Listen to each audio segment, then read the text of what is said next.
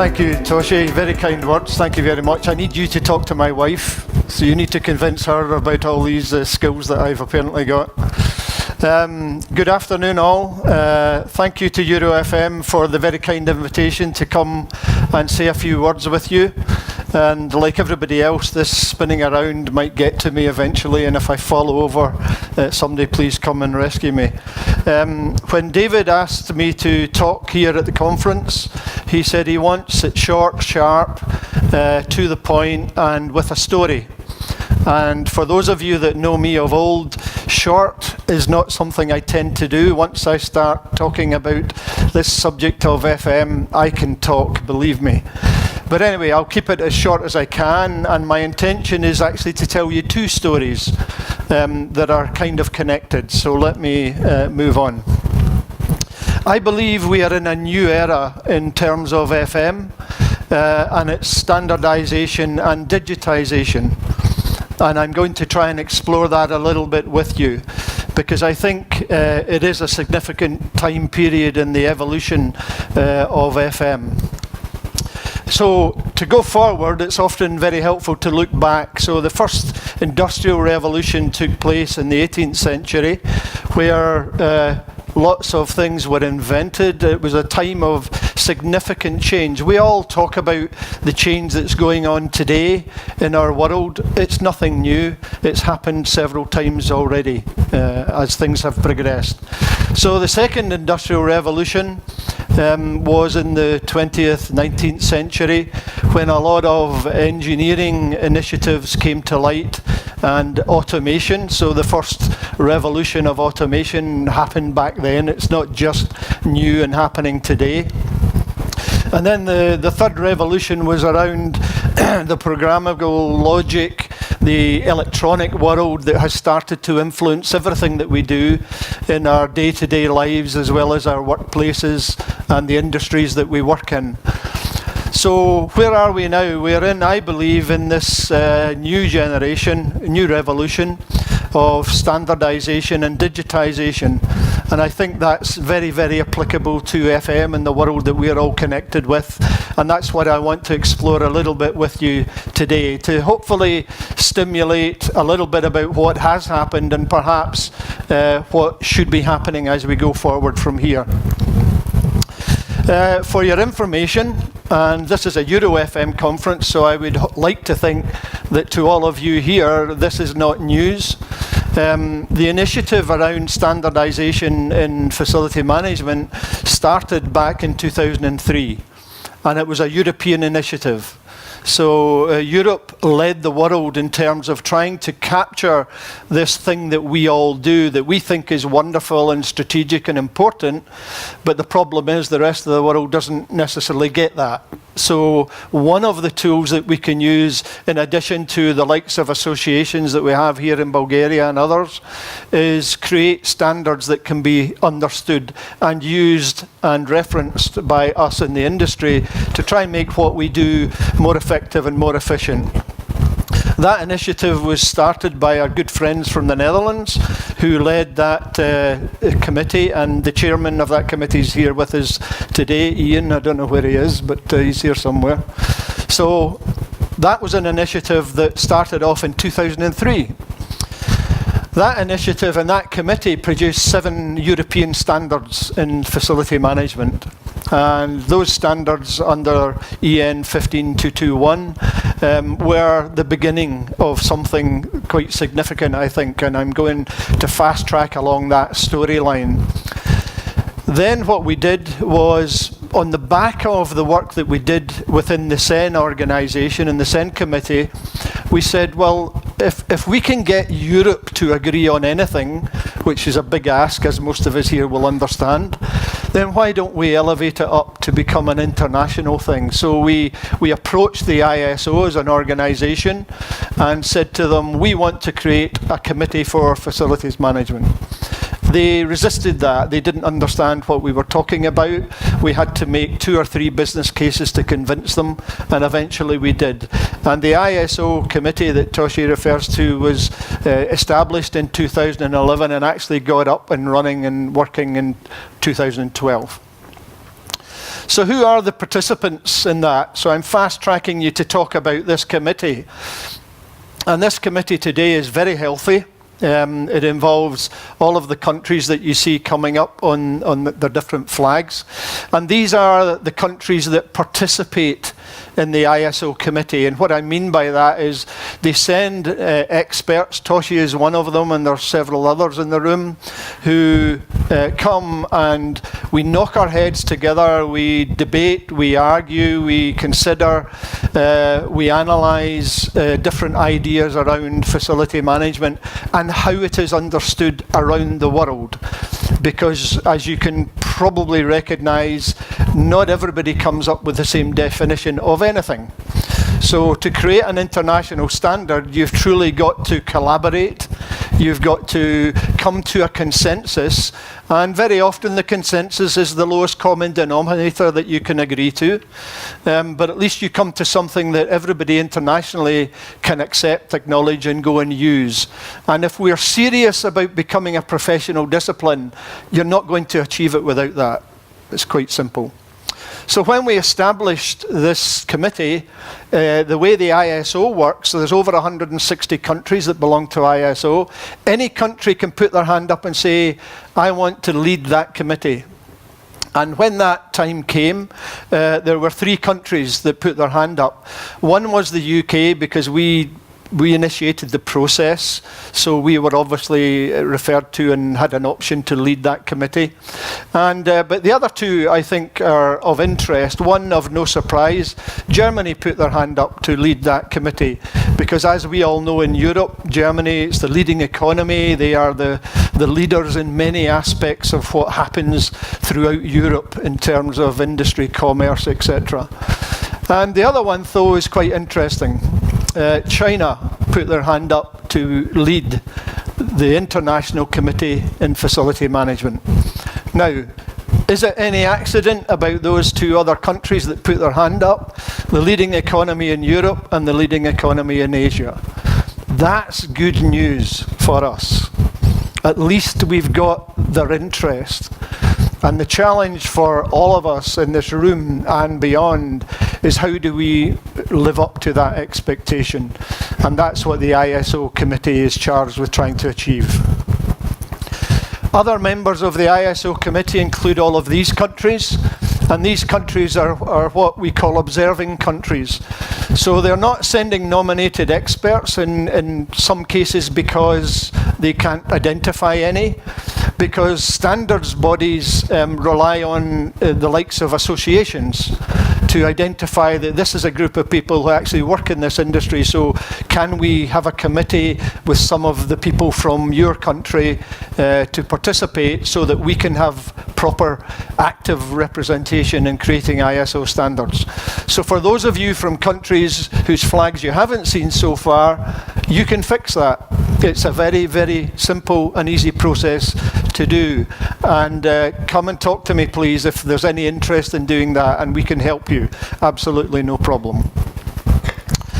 So moving on, ISO 41000 is the family of standards dedicated to facility management. And we have 30 reserved numbers within the ISO portfolio.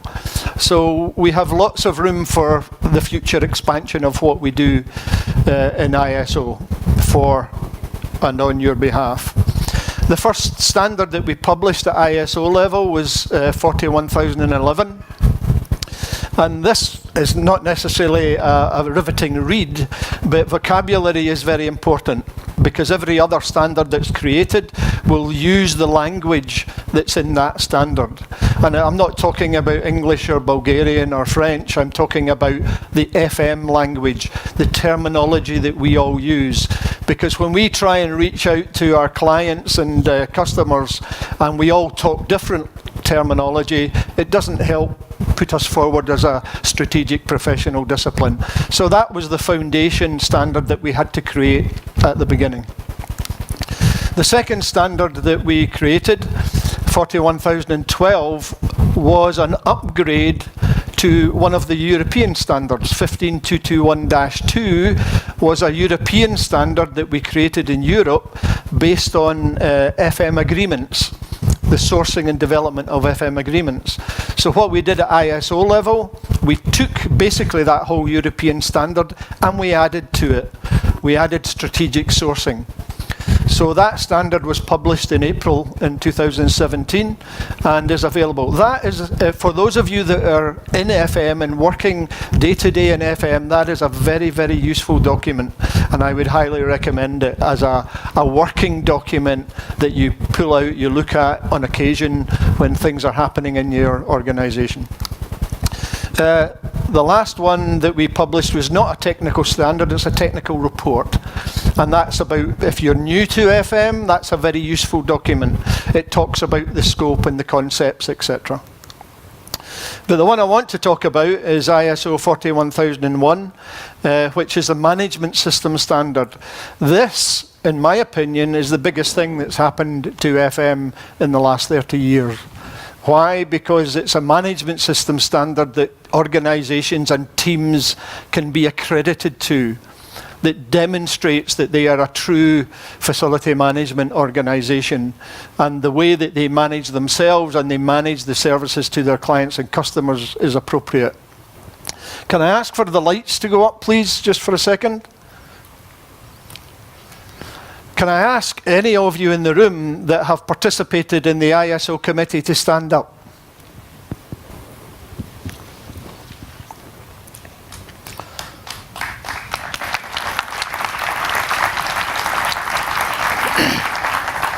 Thank you. These are the people who have put a lot of energy and effort into creating something like this. Something like this takes about 3 years to develop. And these are the people you need to thank, and please do thank them in terms of giving their time and their energy to achieve that. It's significant. I want to talk very briefly now, before I finish this part of my story, about there is only about one diagram in that standard that kind of sums up what FM is, in my opinion, and certainly the structure of the standard. If you're going to create an FM strategy for the organisations that you serve, first of all, you need to understand the context of the demand organisation. So in other words, what is your customer, your client all about? So once you understand their objectives, you've got a good chance of creating the FM objectives that will support it. Once you've done that, you can create an FM policy, and that's now looking at you and your team and what you should be doing to make sure that what you do complements what they are looking for. And that's the leadership aspect of the MSS 41001. If you then have your policy, you then have to go and move that on to develop your plans, your different plans and different aspects of the scope of your responsibilities. And that's the planning process that is part of the standard. And then you have to look at what support do you need. What support do you need from your own people and the competencies that are required, or what support do you need from outside the organisation? Moving on from there, you have to implement what you've decided you want to do in terms of your operations in your own organisation and how you're going to deliver everything to your demand organisation. Then you've got to measure. As a person I quote very often, Lord Kelvin, who you may not have heard of, he said a saying, if you cannot measure it, you cannot improve it. And I passionately believe in that. We do that every day. We measure what we do and how we do it. But if in FM terms against this standard, that should be a formal process that is transparent to help you and your team and your organisations to improve. If you then do improve, you might need to go back and look at the strategy, look at the policy, and if not, you carry on reverting your plans to enhance what you're doing and how you do it. In terms of the ISO world, all management system standards follow the Deming cycle of Plan, Do, Check, Act, and that's where it all connects and relates to itself. So that's my very, very quick story around the ISO standards. So now I said we're in a new era and it's standardization and digitization, and I passionately believe that right now. You're going to hear a lot in this conference and every other conference about technology and IoT, And I'm going to give you some information and a case study of part of our experience in doing that. You can see from the blue line the technology around the phones isn't going to develop too much, but short-term IoT is. It's going to impact everything that we do. And in FM, I think this is just such a fantastic opportunity. And that's why I've combined these two things together for you today. When I want to share with you a case study, which I'm obviously now going to do very quickly because I've got big numbers flashing at me, around we as a company in Key have done and have delivered real value through this process. So this is a story about an office facility in the Middle East, where we followed the support, we followed this logic of the standard. We've introduced management technologies to inform us so that we can understand what's happening in the cloud. We've introduced smart control systems in this facility where it's monitoring the equipment that keeps the environment the way that we want to do it, etc. We've introduced critical asset monitoring, and this actual example, we were able to tell that client during inclement weather, which is not a norm in that part of the world, that they had a leak of water in their server room in this particular instance. They went and looked and told us they didn't. We said, you do, go back and look again, and eventually they found it. And that's the value of this kind of technology. We then utilization and environmental analysis, so we can watch and listen and analyze the environment in which people are being asked to work and be productive. And we can look at what space is used and not used. So you get away from the emotional attachment to space and offices and meeting rooms and all this kind of stuff that we have to deal with, and it becomes factual. So it's not debatable. We have the evidence to prove it. In this particular case, it's an organization where we look after 19 locations across 16 emerging economies. The performance is automated, so we don't need to go and do anything once we've set this up. It comes to us. We've simply got to sit down and analyze it. The analysis of what's going on there is constant all the time. So we get that live information, and data is interesting, but it's useless unless you can do something with it. So it's how you analyze the data and then put that into knowledge to inform FM about how we can improve that environment, that efficiency, that productivity, whatever. In terms of this particular example, the continuous improvement that we did. Now I want you to look at some of the numbers. I'll not read them out there on the fifth bullet. These are tangible, measurable effects of standardization of FM, utilizing technology to inform, to allow us to analyze, to encourage us to take action. If you can go to your clients in this country or others where you can demonstrate and prove you can cut their HVAC costs by 38%, you've got the ear of that organization. And that's what we need to do in FM. We need to go not with good ideas, we need to go with facts. We need to go and be able to demonstrate the value that we can bring to the organizations that we serve. So, in conclusion, I believe standardization and digitization go hand in glove. And I believe the future of FM as a professional discipline is where we bring real value, tangible value to the organizations we serve, not just in cost, it's always there, I know, but in productivity, in working environment, in the well-being of the people that occupy the premises that we're responsible for.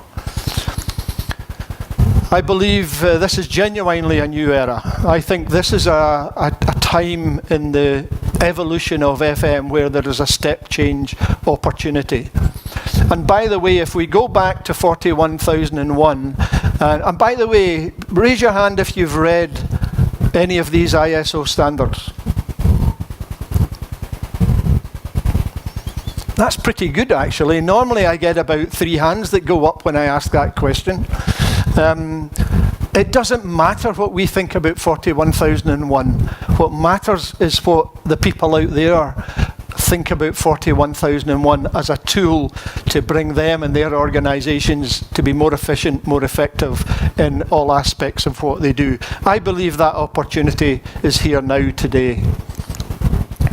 And the benefits, I believe, are significant and will be a determining factor for the organisations that we serve, and indeed, most certainly for facility management itself. Thank you.